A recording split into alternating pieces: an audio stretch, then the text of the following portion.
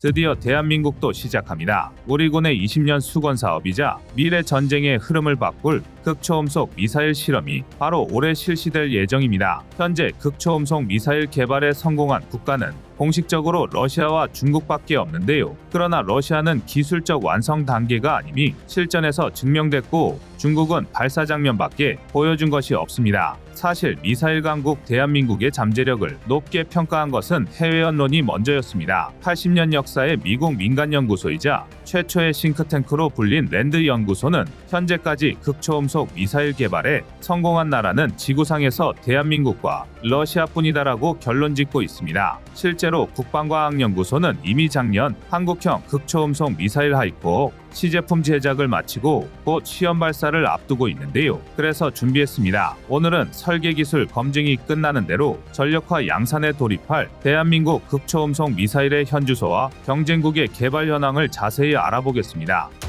지금 보시는 영상이 마음에 드셨다면 지인들의 카톡으로 공유해주세요. 여러분의 구독과 좋아요는 꺼리튜브 영상 제작에 많은 힘이 됩니다.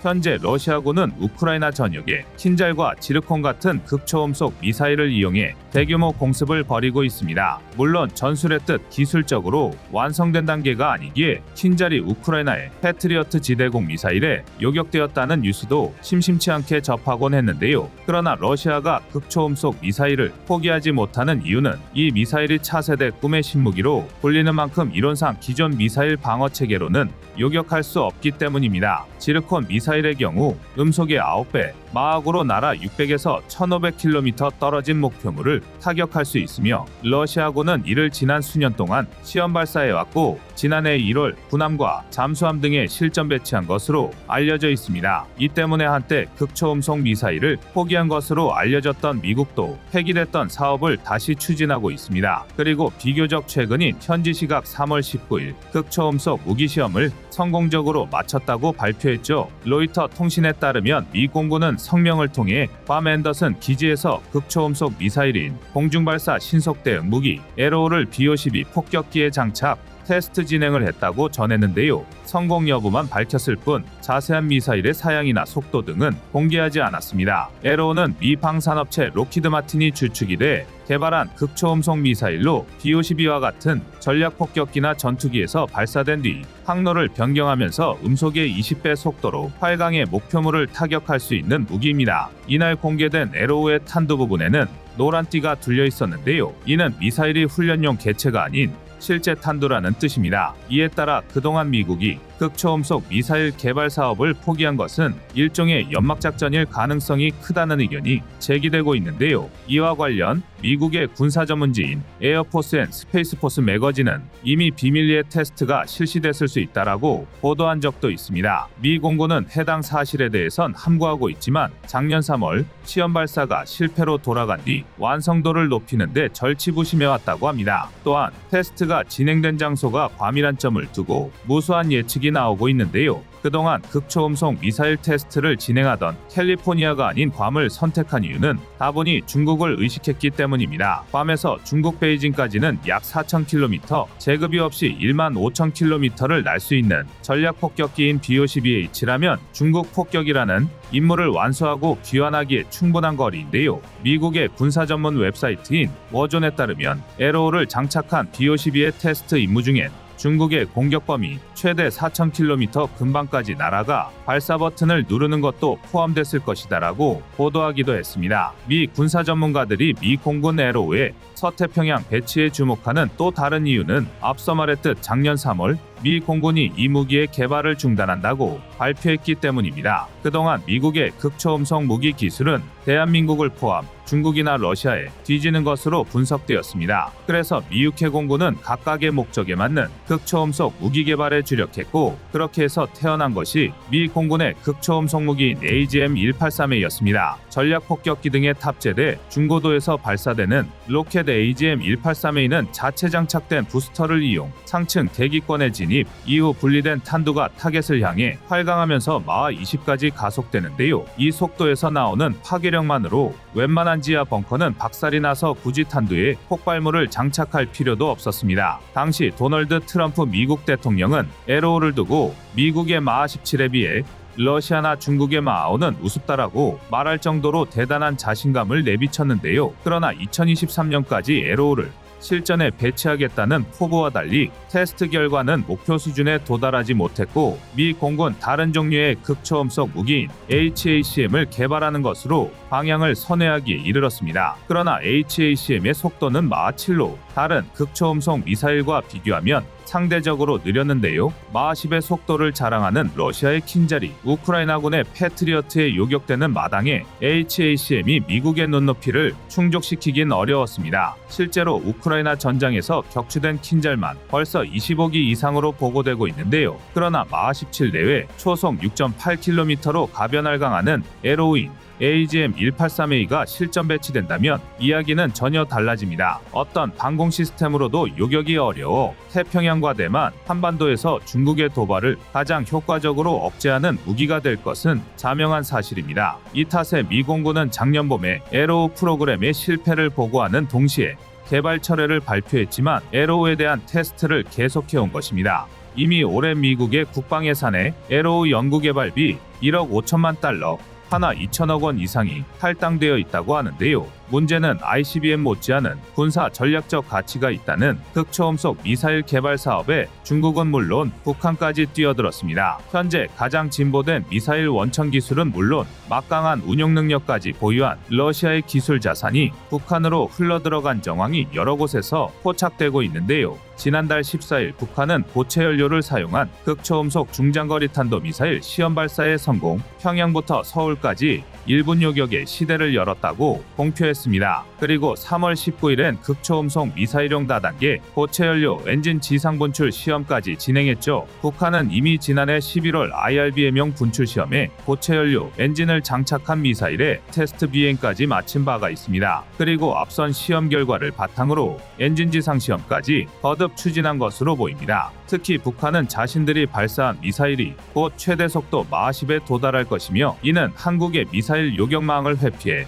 기능하기에 충분한 수준이라고 주장했습니다. 여기서 끝이 아닙니다. 북한 외에도 중국도 우리를 위협하고 있죠. 러시아에 지르콘이 있다면 중국엔 둥펑 17호가 있는데요. 2019년 10월 1일 중국 공산정권 수립 70주년 기념 군사 퍼레이드에서 처음 공개된 둥펑 17은 중국의 극초음속 유도 활공탄으로 속도와 파괴력은 평이한 수준이지만 타격 범위가 무려 2560km에 달해 전 세계 어디든 1시간 안에 도달할 수 있습니다. 포물선 궤도로 비행하는 기존 탄도미사일과 달리 둥펑 17은 원하는 방향으로 발사가 가능해 현존하는 방공망으로는 요격할 수 없다는 평가를 받고 있는데요. 중국 공산당 기관지 인민일보와 영문 자매지인 글로벌타임스에 따르면 둥펑 17은 한국에 배치된 고고도 미사일 방어체계 사드가 막을 수 없는 수준이며 그 목표물로 한반도 내 주한미군, 괌 기지 등을 꼽아 대놓고 한국과 미국을 도발하고 있습니다. 사실 중국은 오래전부터 러시아의 극초음속 미사일 S-400을 3조 원어치나 사들여 200여 회 이상 발사 실험을 거쳤으며 전문가들은 중국이 이 기간 동안 러시아 기술을 습득하기에 충분한 역설계 과정을 거쳤다고 보고 있습니다. 그러나 대한민국이야말로 20년 전부터 극초음속 미사일 기술을 축적해왔으며 한국화약과 하나에어로스페이스, 현대로템,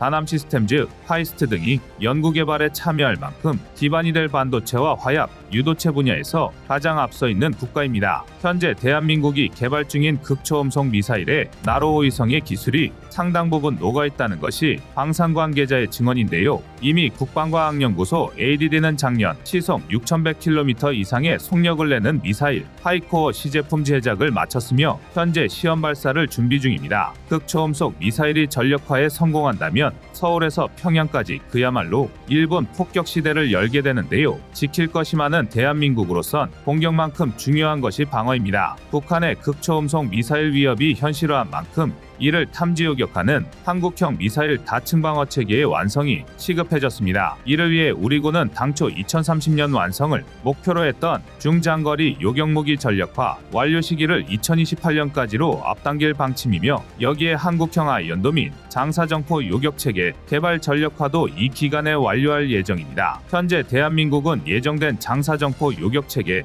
KAMD와 함께 중거리 지대공 미사일 MSM2 천공투를 배치 중에 있으며 미사일 탐색 기능이 향상된 M3 천공3를 개발하고 있습니다. 여기에 장거리 지대공 탄도탄 요격 미사일 LSAM과 고고도 미사일 방어 체계 LSAM-2 현장 배치를 계획하고 있습니다. 즉 현재는 고도 30에서 40km 이하의 미사일은 천공2와 패트리어트 팩3가 맡고 있으며 고도 40에서 70km는 LSAM, 고도 40에서 150km는 사드가 대응하고 있는데요. 우리 군은 당초 70에서 600km의 고도에서 요격할 수 있는 미국의 SM-3 요격 미사일을 도입할 계획이었지만 최근 북한이 전술핵탄두를 탑재할 수 있는 것으로 알려진 신형 전술 미사일과 초대형 방사포를 등장시키며 SM-6 도입으로 선회했습니다. 이에 더해 한국형 차기 구축함에는 국산 LSAM을 해상 기반으로 개조 개발한 탄도미사일 요격 체계를 구축할 예정인데요. 이 같은 구상이 성공하면 우리 군은 여러 번의 요격 시도로 방어 성공률을 높일 수 있을 것입니다. 그러나 우리의 실질적 위협이 된 극초음속 미사일의 개발 속도에 비해 방어 시스템은 이제 막 걸음마를 시작한 단계라고 볼 수 있는데요. 우리의 안보와 생존이 걸린 만큼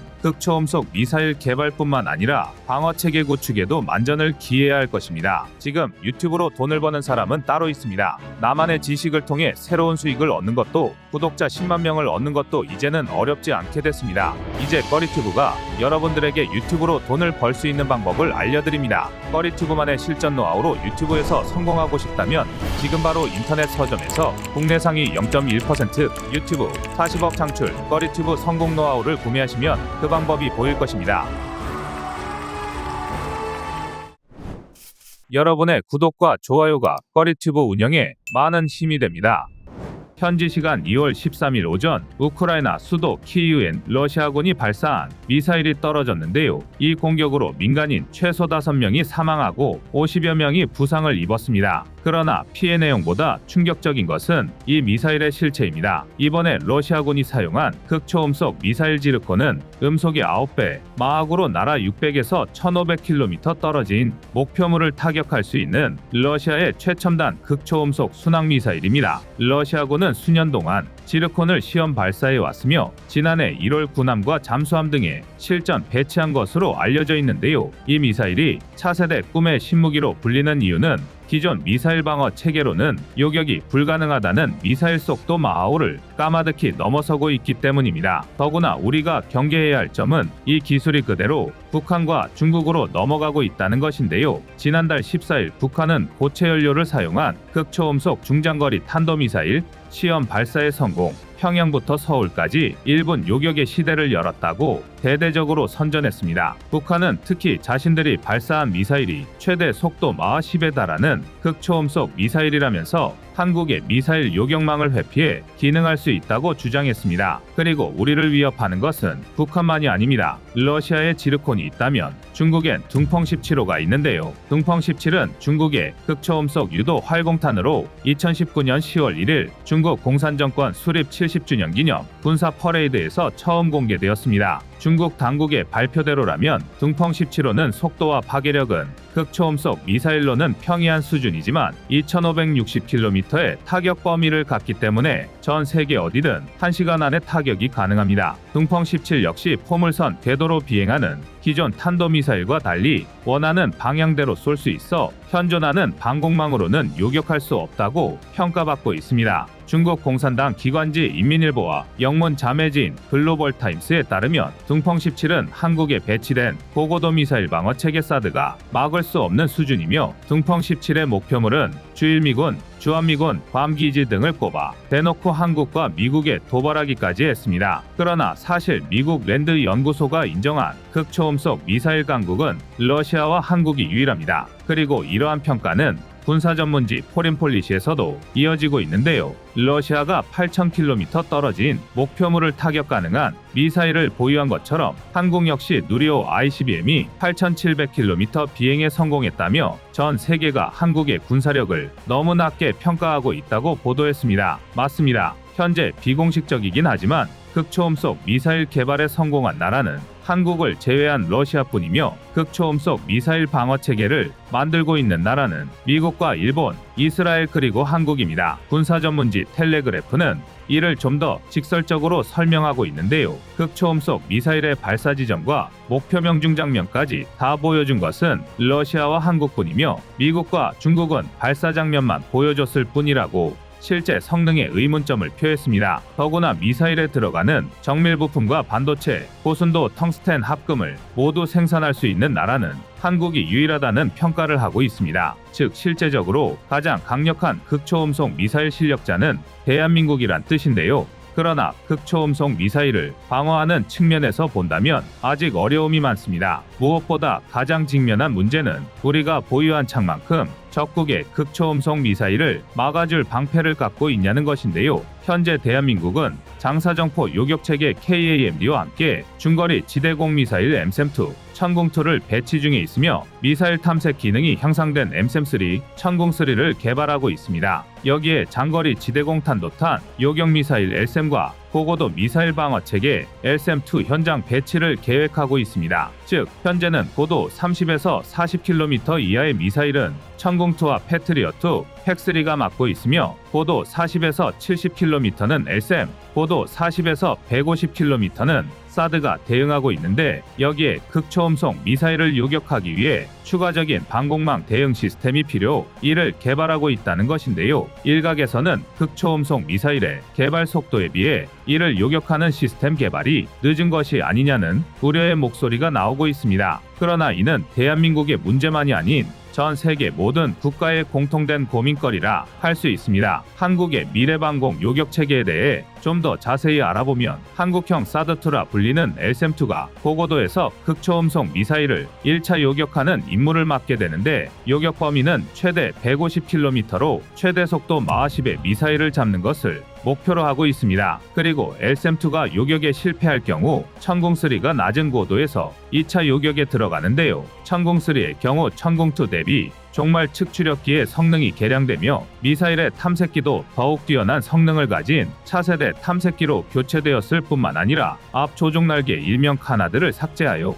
사거리를 대폭 연장, 고고도 미사일에 대응토록 업그레이드되었습니다. 이외에도 탐색 레이더를 폐사 레이더에서 A사 레이더로 교체하고 협동 교전 통제 기술이 적용되어 한반도 통합 방공망을 더욱 단단하게 구축할 예정입니다. 또한 천궁3의 가장 중요한 개선 사항은 추진기관의 이중 펄스 기술이 적용된다는 것인데요. 이중 펄스 기술이란 미사일에 적용하는 것만으로도 사정거리를 3배에서 5배로 늘리는 것이 가능한 초고난도의 로켓 기술로 이를 적용한 미사일을 배치하고 있는 곳은 미국과 러시아뿐입니다. 고체 연료 로켓은 기존 액체 연료 로켓에 비해 개통이 단순하고 미리 연료를 채워둔 상태로 대기하는 게 가능해 적의 공격 예후가 발견되는 즉시 곧바로 원점 타격이 가능하다는 장점을 가지고 있습니다. 일례로 러시아의 최신의 방공 시스템 S-400과 미국의 SM-3 미사일 등이 이러한 이중 펄스 방식을 도입하여 사거리를 대폭 늘리는 데 성공했습니다. 현재 총사업비 5조 5천억 원이 소요되는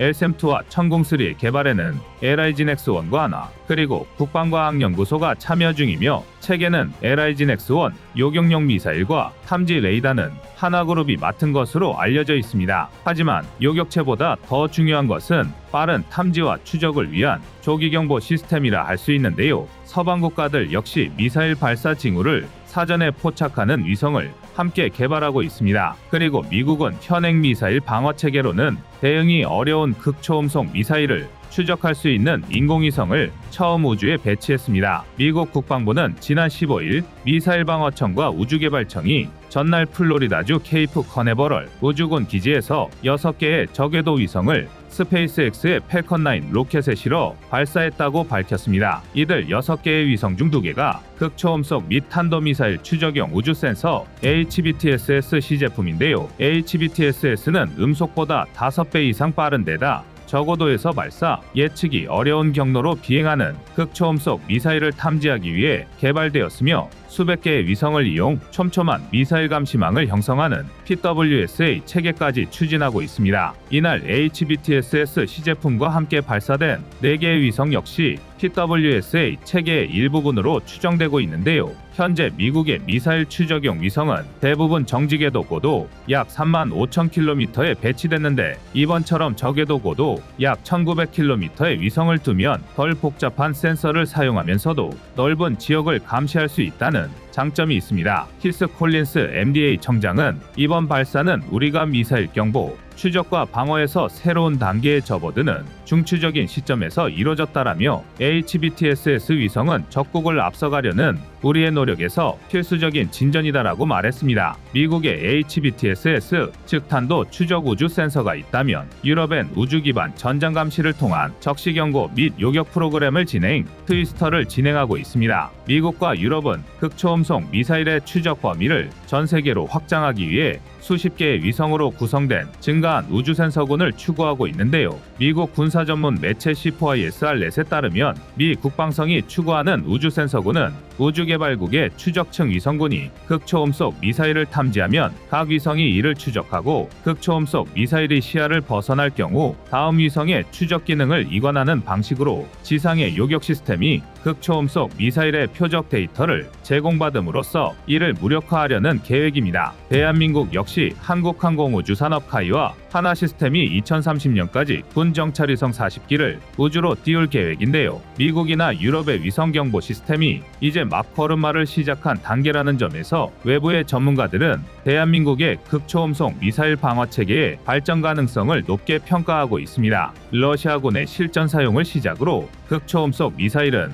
우리의 실질적 위협이 되고 말았는데요. 대한민국은 우리의 안보와 생존은 물론 방위산업 수출을 위한 미래 전력 향상을 위해서라도 극초음속 미사일에 대한 방어 체계를 누구보다도 먼저 완성해야 할 것입니다. 여러분의 생각은 어떠신가요? 이상 꺼리튜브였습니다. 안녕하세요. 꺼리투브입니다. 그동안 보내주신 사랑과 응원으로 1편 출간에 이어 이번에 꺼리투브의 새로운 신작 세상에 밝혀지지 않은 현대무기 비하를 출간했습니다. 내용이 어려워 쉽게 다가서지 못했던 군사무기 이야기를 남녀노소 누구나 편하게 이해할 수 있도록 모아봤는데요. 그 누구도 알 수 없던 현대무기 비하의 숨겨진 이야기를 이제 온라인 서점이나 가까운 서점에서 만나볼 수 있습니다. 또 전문적인 군사무기 이야기를 알고 싶다면 꺼리투브 1편인 대한민국 육해공 군사무기도 준비되어 있습니다.